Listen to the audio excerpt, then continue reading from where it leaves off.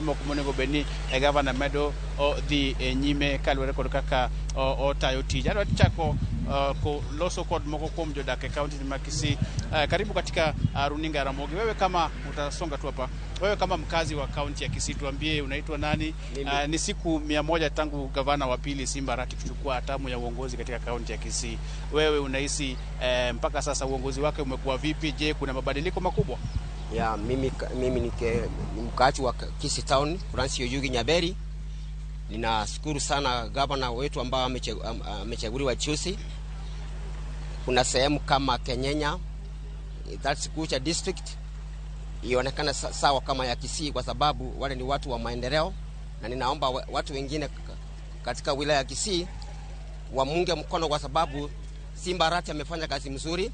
Kama ni kazi ya maendeleo, ukiangalia katika town ya Kisii sasa kuna maendeleo ya barabara yanaendelea Kisii Town Center, na tunaomba wale ambao wanaongea saa zingine mambo hawajui waingie katika wilaya ya Kisii hapa Town Center, waangalie barabara imekuwa sawa, Kucha, Tendere naye pia inaendelea kuwa kama Kisii Town. Ninaomba nashukuru sana Simbarati, ye kama gavana wetu, Mungu ambariki kwa sababu kazi amefanya ni kazi ya maendeleo, na tunamuunga mkono. Mimi kama Francis Nyaberi katika town hii nimekaa miaka mingi. Hii ndio wakati tumeona Kisii Town Township, Kisii Central Church, Kisii Town imekuwa na maendeleo ichawahi kupata tangu tupate uhuru. Ninaomba sana watu wa wilaya ya Kisii, wakaaji wa hapa wote, kina mama, watoto na wazee, wamuunge mkono Simbarati. Yeye ni gavana mzuri, gavana wa maendeleo, apendi mambo ya fitina. Yeye kazi yake ni maendeleo, aendeshe Kisii County government ionekane sawa. Asante sana. Haya, tunayo wengine pia hapa. Kuna wale ambao wanafanya kazi ya uchukuzi katika kaunti ya Kisii. Hebu tuambie unaitwa nani, kisha maoni yako ni yapi siku 100 tangu gavana Simbarati kuchukua kama gavana wa pili wa kaunti hii? Mabadiliko yamekuwa ama bado? Mimi kwa majina naitwa Fred Sagen. Ila kitu ningependa kuongelea ni kwamba gavana wetu wenye alituahidi ameanza vizuri. It's a good start. Ukiangalia wenye alituambia ile uchafu yote siku 100 tayari, siku 100 tayari imekusha. Unazungumzaje sekta ya afya, sekta ya sekta ya barabara? Sekta ya barabara iko sawa, naendelea kufungua mabarabara yenye yalikuwa yatachengwa, bado saizi yaendelea kuchengwa. Naomba tu atie bidii akutu sawa. Na afya pia katika hospitali yetu ya Kisii KCLH akona bidii, ameongeza bidii kwa kila kitu. Bado tunaona madaktari wanashughulika vizuri, tunafurahia pia. Asante sana.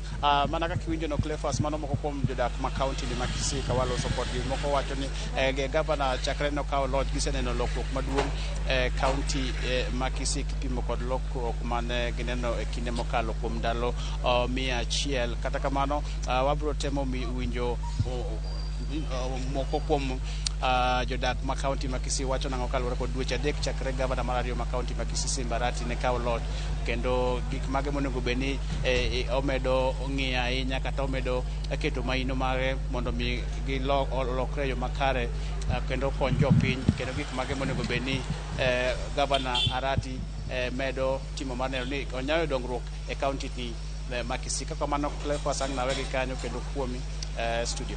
Erokamano nya Crispin Otieno ka iwuok e kaunti ma Kisii.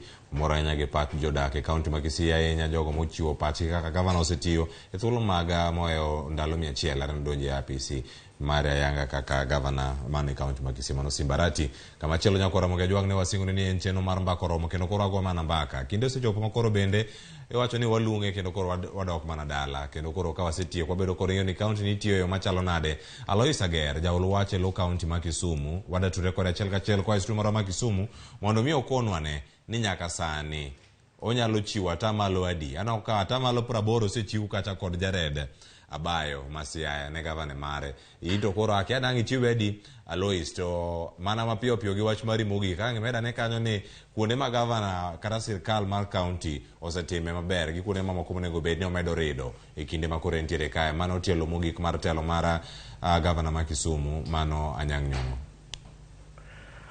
Erokamano Cleophas, mokwongo adwa ni mondo apongeza jok mowuoyogo nikech ing'e ni gin jok mobiro e sirkal mar tam mokwongo. Wan ka Kisumu kae wan koro wan e tam mar ariyo, nyo waseloso foundation, koro tich wabit dhi mbele mabit opogore gi magi. Ma kani wan wase peak at 90%. Momiyo yudo ka Kisumu ka bit koro iluongo ni Europe. And gimomiyo adhi wacho ni governor sani ose peak at about 90%. King'iyo strategies ma governor oseketo, kendo en gimoro mane winjo kanya dendi mane studio kanyo notemo penjore ni to weche machal kaka mag on source revenue chal nade. Governor oseketo strategies ma okong'iyo ni nyaka wang'i mana weche mag exchequer. Adwa mi the very latest. Last week ni neno ka governor gini ne ntie State House. Kama ne gikete ogirimiti gi jomoko ma United Kingdom miluongo ni United Green. United Green gi governor nomanyo gi mondo gibi Kisumu ging'iane kaka wanyalo tiyo kodgi e weche mag bero agriculture. In fact, ing'iyo manifesto mar governor masani, focus mare maduong' en ni transformation of agriculture. Mokwongo no wacho revitalization manifesto mokwongo. Sani koro en transformation of agriculture. Mang'iyo kaka wanyalo duoko chien weche mag cost mar chiemo. Chiemo konego beda chiemo nego bed chiemo man gi nutrition kaeto mondo wabed food secure. United Green ni kanyoche governor no sign kod gi contract. Gin jomo nego bed ni kelo pesa Kisumu kae maromo 31 billion. 31 billion yen pesa midhi tigo e sub counties auchiel mondo ngi kaka nyalo bero environment mar agriculture e weche mag pamba, e weche mag soybean, e weche mag mchele, e weche mag gik miluongo ni value addition. Nikech sani koro wadwuok kama watime gimiluongo ni agriculture, wadhie agribusiness, value addition e weche mag agriculture matimore Kisumu. So 30 billion no kata en gima kobiro donjo kae to bro change face mar agriculture completely. To king'iyo the base ma sirkal noseketo ondamo mokwongo, ma king'iyo area mar mchele ne osedhi malo ma gima koro nyoche thagowa maduong' en kaka wanyalo bet gi markets maber. Emomiyo nyo governor ong'iewo machine manyien masani gurahero. Machine no ng'iew mar 30 million man gi capacity mar rego mchele 2.5 tons per hour. Tok no rego kende, orego, totimo packaging, totimo grading. Because kama koro wadhiye, oken mana puro mchele, ten ng'iyo ni mchele mowuok e Kisumu nyalo dhie shelf, mondo yud kaka onyalo dhie markets moko. Kik wabed mana ni mar Mwea kende manya chope shelf, kata moa Pakistan. To wan gi mchele manyasani, nikech oganda wa puro mchele, nyocho sem mi lony masani gi puro go mchele ma nyalo compete in the market. In fact, king'iyo area mar mchele no, sirkal osemedo karibu eka 625 acres mosemedi under irrigation mondo kony weche mag mchele. King'iyo the irrigation scheme itself, those irrigation canals. Irrigation canals go notim negi rehabilitation ne ondamo mokwongo. Kia malo kuma pintie malo wiya malo nyaki chope nam Ombaka. en karibu kilomita 15 of irrigation canals mawa rehabilitated gi weirs gin kuonde ma igeng'o pi mondo farmers koro nyalo gogo pi kadhi e puothegi. Mago nosebedo supported te. So it's not just about agriculture. Sama wantiere go wang'e ni thuolo to wacho ni wanyalo yudo thuolo malach mondo mi watwage okenge mosego e county ka county. Thuolo masane warango mana tiyo ma county bende osebedo ka tiyo. Bende gisebedo kacha gi thuolo makare mar chwalo dongruoge mopogore opogore ne jopiny. To mano bende wayudo koa kuomi. Wasingo ni wadhi luongi yudo chieng' machielo mondo mi wanona ne county ma Kisumu. Bende usechopo singo gigo mano singo ne jopiny. Sani ngiena mondo mi ang'adi gi kanyo kata ka mi nyiriri adek kende kata 4. Wach mari mogik nyalo bedo mane? Wach mara mogik nyo ka wantie celebration mar independence. Jamhuri. Ngire Peter no wuoyo gi jopiny ma Kisumu. Owacho ne jo Kisumu ni dhod ofise oyaw, odwa ni mondo tigi jo Kisumu wang' achiel, mondo wager Kisumu wang' achiel. Open door policy. Tadwa wacho gimoro kae kapok atieko very quickly. Gimomora e sirkande masane wantie go sane ni. Kanyocho yiergi ni nyoche gibiro magibet e bura e ofisa governor ma Kisumu. Magi keto lwetgi wang' achiel, magi kone gidwa tiyo wang' achiel. Nikech gik mo concern the region. Dwa chal, wan gi the lakefront ma washare kaka counties ma Kisumu. So negi keto girimiti ni gidwa tiyo wang' achiel. To tich wang' achiel no asenene sechakore nekech kate chien kachacha ing'eno konego beni sirkande gi kama wacha ni ng'iyo mana pesa mawuok e sirkal ka kende. Nyojo gi wuok modhi under the auspices of United Cities and Local Governments. Ka Governor Orengo, Governor Nyong'o ma Kisumu, Governor Wanga ma Homa Bay, Governor Ochilo ma Migori, nyocho wuok modhi Abuja mobet gi jo Afrexim Bank e bwo telo mar UCLG Africa. Mondo ging'i kaka gimbe ginyalo bet achiel kuom local governments mag Africa. Erokamano. Mondo giyud yore ma ginyalo access go direct international financial markets. Makuno Abuja kuno no yiere governor ma Kisumu kaka jatelo mar committee madhi wuoyo gi these international banks mondo ng'i kaka jalo support local governments access to financing for development. Erokamano ahinya Alois Agere. Kuom machielo bende wadayudo wach mogik kowuok kuom Nade mane wan gi studio kiny makono. Ang'eni sa to odhi asasa kendo wadhi alanda e twak kiny makawuono. Kata kamano cheno pod nitiere. Ka wanyalo yudo Jared Abayo kapok abiro ir Rachel Omolo mondo mi omiyo mana wach mare mogik koten ko twak odiochieng' makawuono e bwo dakika achiel. Jared. Thank you so much. Akaw thuolo makende kendo adwa wacho ni Siaya County sani opango public participation weche mag County Integrated Development Plan ma is starting today up to 20th.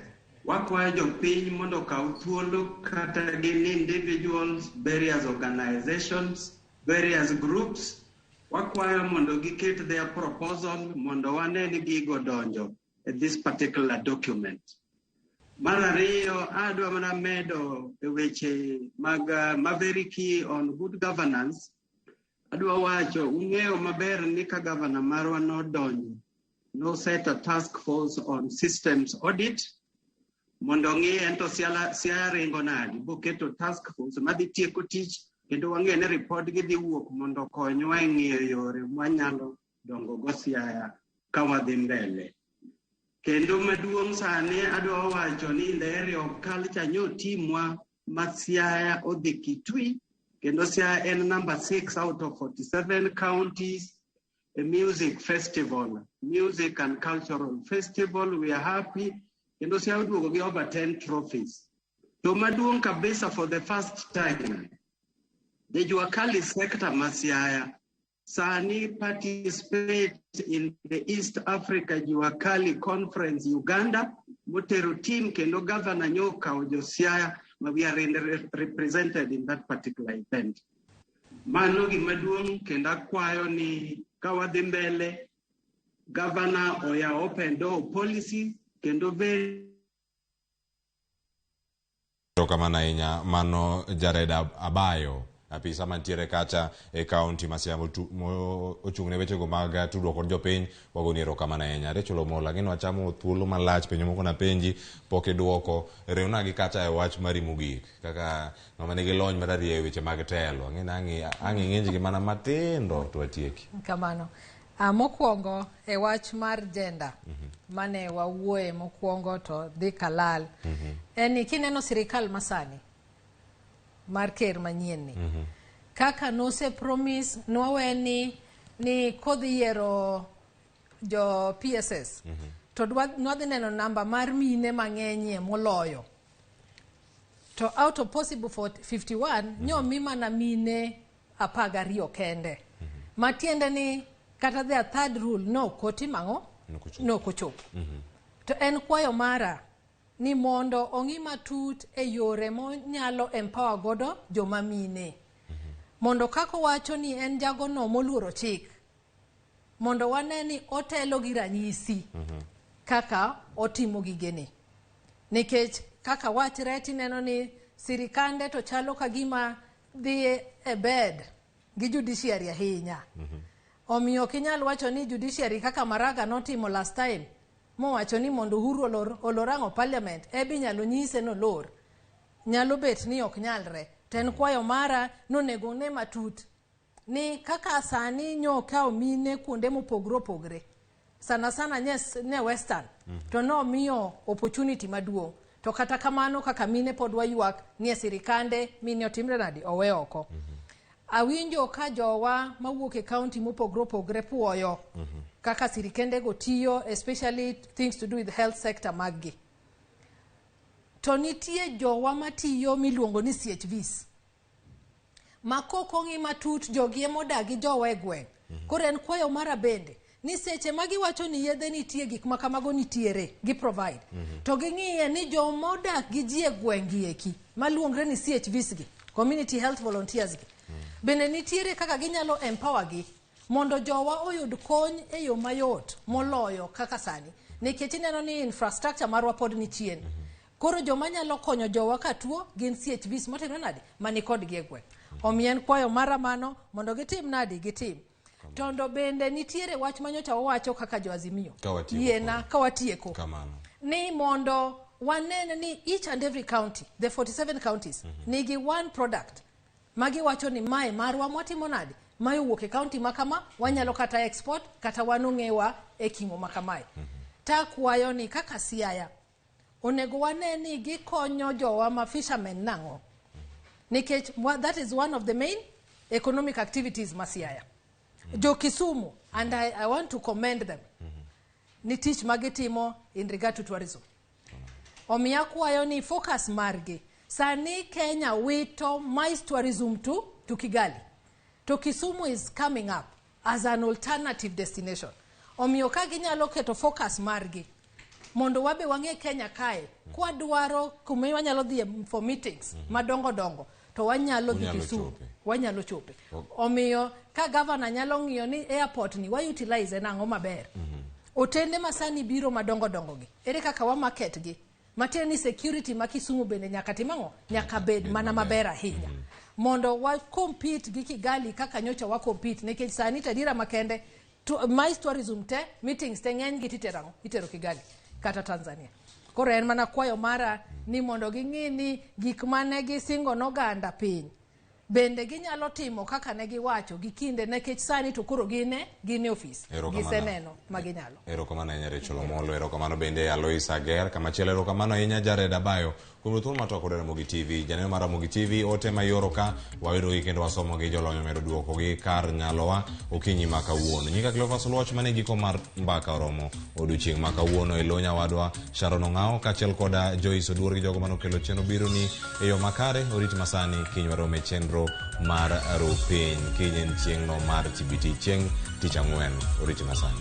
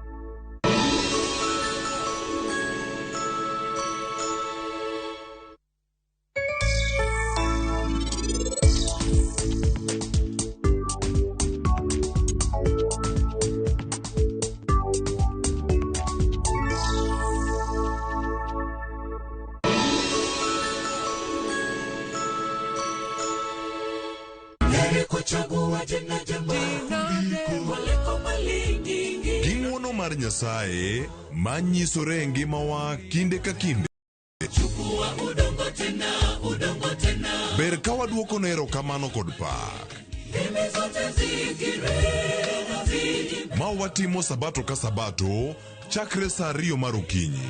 Yud gweth kod ngima manyien kuom Kristo kokalo kuom puonj koa kuom jotich Nyasaye. Sikie lamo, nyis Ruoth Jehova Nyasaye entie gi duoko maber ne ngimani. E chenro mar Injili ngima e Ramogi TV.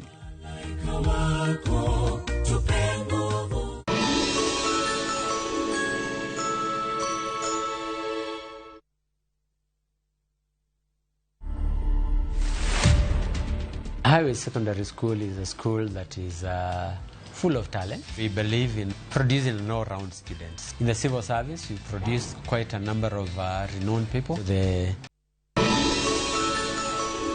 Got you covered on View Sasa. Help! Over here, quick! And for parents, no need to worry. You can be sure the content is safe for kids. And oh, it's going to be exciting.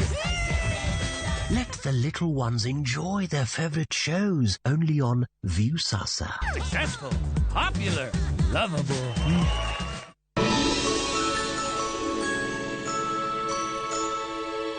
Cheza mechi za World Cup on Shabiki.com for the biggest odds in Kenya.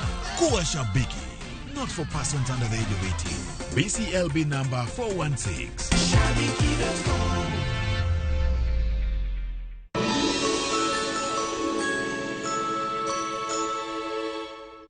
Mungu wangu, nina furaha nyingi moyoni mwangu kwa kuwa umezaliwa upya maishani mwangu. Asante kwa rehema na neema ulionijalia. Kwa ujasiri nitazidi kusimama imara kwa kuwa wewe ni Ebeneza, Jehova Jire, Jehova Shama, Mungu wa miungu na kimbilio langu wakati wa shida. Dial *811*340# to get kuzaliwa upya.